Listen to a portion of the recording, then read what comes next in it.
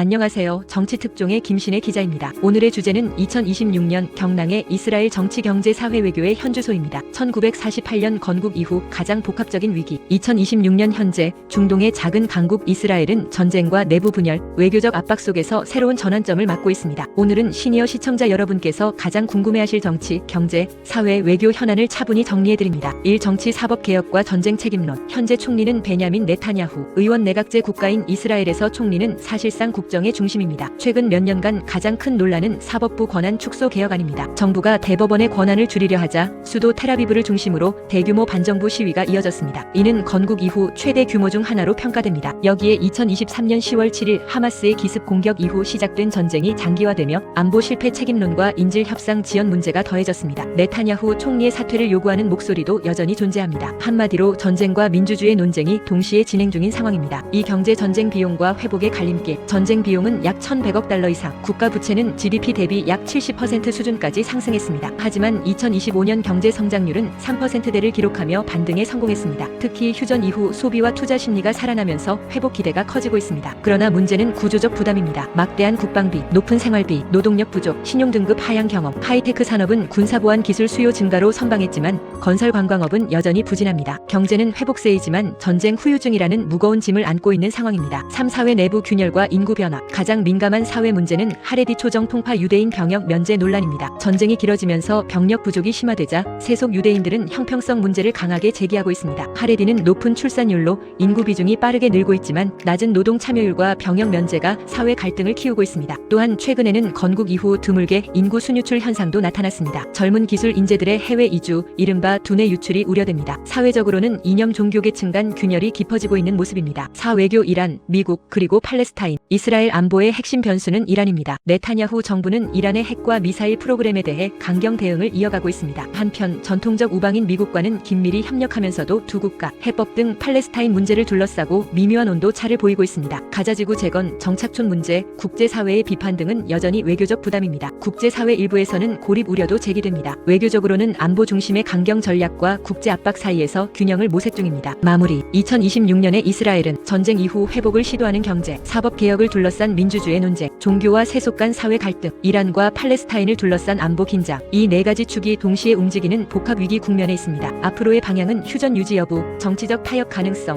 그리고 국제 외교 환경에 달려 있습니다. 작은 나라지만 중동 정세와 세계 경제에 미치는 영향은 결코 작지 않습니다. 다음 편에는 국내 정치 뉴스를 정리해서 올리겠습니다. 구독과 좋아요로 정치특종에 힘을 실어주세요. 다음에 뵙겠습니다.